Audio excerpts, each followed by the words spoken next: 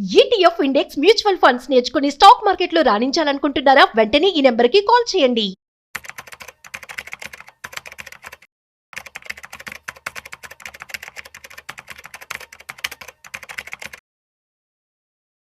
ఒకే ఒక్క ఫండ్‌తో ₹1,00,00,000 డబ్బులొచ్చే అవకాశం ఉంటుందా?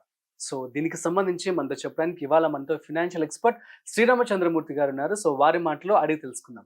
హాయ్, హలో, నమస్తే. Welcome to Suman TV. నేను మీ Rajeev Pasupuleti. So, let's start. Hi sir, నమస్తే. నమస్తే Raju garu. Sir, thanks for coming. So, question విన్నారు కదా! ఒక్క ఫండ్‌లో ఇన్వెస్ట్‌మెంట్ చేయాలి. ఎటువంటి టెన్షన్ నాకొద్దు. ₹1,00,00,000 కావాలి. సో, ఎట్లా సాధ్యమవుతుందంటారా? ఛాన్సెస్ ఉన్నాయండి. హుహుహు. అయితే ఇప్పుడు మీకు నేను చెప్పే ముందు మీకు చెప్పేదేంటంటే ఇది నా వ్యక్తిగత అభిప్రాయం మాత్రమే. మీరు కూడా ఒకటి సారి 2 సార్లు ఆలోచించుకొని హ్మ్. డెసిషన్ తీసుకోండి. సో, మిమ్మల్ని ఫోర్స్ ఏం చేయట్లేదు. ఒక హుహు. ఎడ్యుకేషన్ లాగా ఈ వీడియో తీసుకోండి. ఓకే.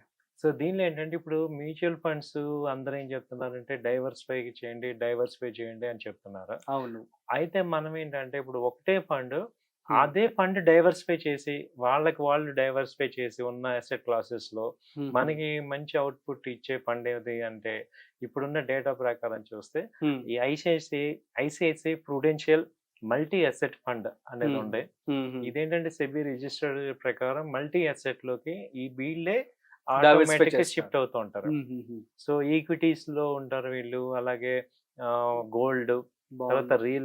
రియల్ ఎస్టేట్, హుహు. తర్వాత బాండ్స్ ఓకే. ఉన్న 4 కేటగిరీలు కూడా సెక్యూర్ అవుతుంటారు.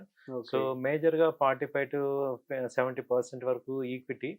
హుహు. ఈక్విటీలో కూడా లార్జ్ క్యాప్‌లో మళ్ళీ 50-60% లార్జ్ క్యాప్ ఇన్వెస్ట్ చేస్తున్నారు. హుహు. మిడ్ క్యాప్‌లోనేమో 30%, స్మాల్ క్యాప్‌లో 20% అలా ఇన్వెస్ట్ చేస్తున్నారు. ఓకే. అలాగే వీళ్ళు మళ్ళీ గోల్డ్, సిల్వర్ వీటిల్లో మల్టీ అసెట్స్.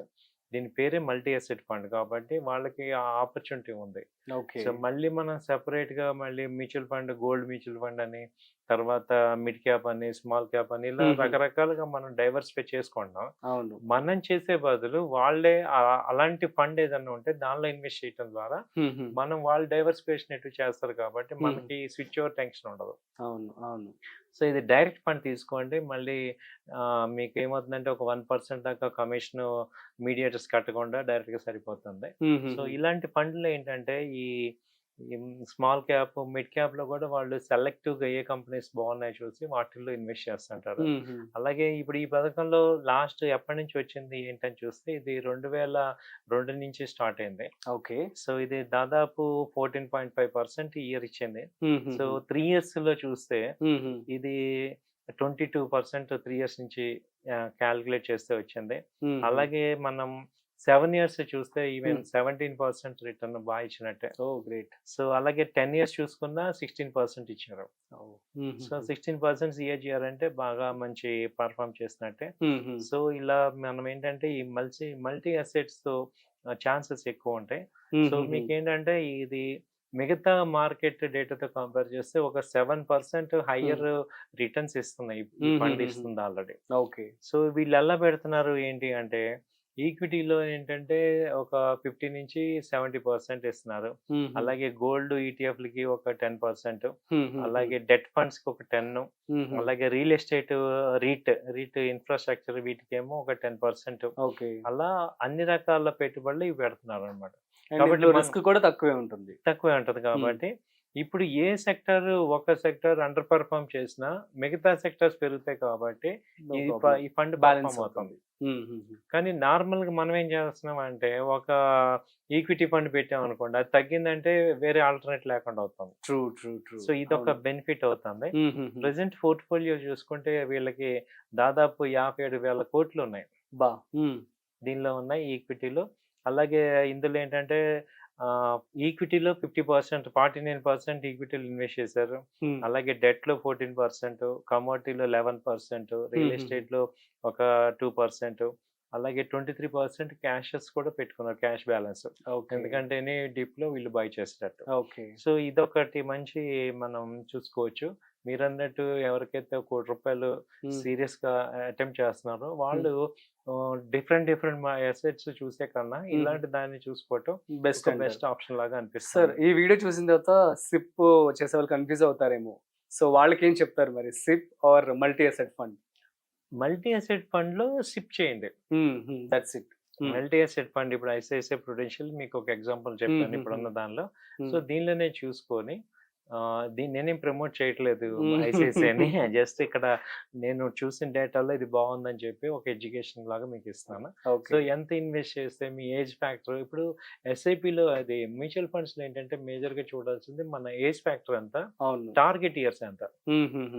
సో మీరు ఎన్ని ఇయర్స్ లో మనం ఈ గోల్ రీచ్ అవ్వాలనుకుంటున్నాం. సో మినిమం 7 to 10 ఇయర్స్ అయితే ఐడియల్ టైం. ఇక ఒక 1 ఇయర్ అవ్వాలంటే మినిమం 7 to 10 ఇయర్స్ పెట్టుకోవాలి. అలాగే మీరు ఎవ్రీ ఇయర్ కూడా ఈ ఎస్ఐపిని ఒక 10 to 20% పెంచండి, ఇంక్రిమెంట్ చేసుకోండి. అప్పుడు మీకు ఏమవుతుందంటే తక్కువ టైంలో టార్గెట్ అవుతుంది.